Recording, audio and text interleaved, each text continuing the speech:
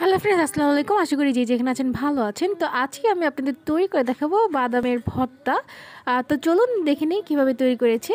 এখানে চুলার আঁচে আমি বাদাম ভেজে নিচ্ছি, এর সাথে কাঁচামরিচ, ধনেপাতা, রসুন আর পেঁয়াজ নিয়ে নিয়েছি। আপনাদের পরিমাণ অনুযায়ী আপনারা নিয়ে নেবেন, কেমন পরিমাণ ঝাল খাবেন। এগুলো হালকাভাবে সয়াবিন তেল দিয়ে ভেজে নিয়েছি। তো আমি বাদামটা কিন্তু আগে ভাজা ছিল, তো ওই বাদামটাই আমি আবার তেলে ভেজে নিয়েছি। এখন এগুলো আমি ভালোভাবে বেটে নিচ্ছি, একদম খুব ভালোভাবে মিক্স করে নেব।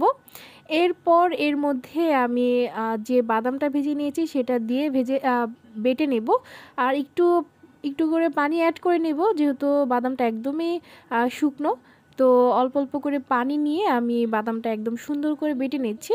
তো আপনারা কিন্তু চাইলে এখানে শুকনো মরিচ ইউজ করতে পারেন। আসলে শুকনো মরিচ অনেকেই খায় না, আবার অনেকে খায়। তো যার যেটা যেভাবে ভালো লাগে সেভাবে করে নেবেন।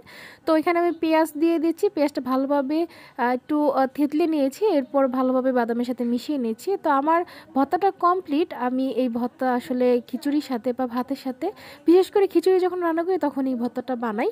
আপনারা অবশ্যই বাসায় ট্রাই করবেন। তো ফ্রেন্ডস, ভিডিওটি ভালো লাগলে অবশ্যই কিন্তু চ্যানেলটি সাবস্ক্রাইব করতে ভুলবেন না। আজ এই পর্যন্তই। সকলে সুস্থতা কামনা করে এখানে বিদায় নিচ্ছি। খোদা হাফেজ।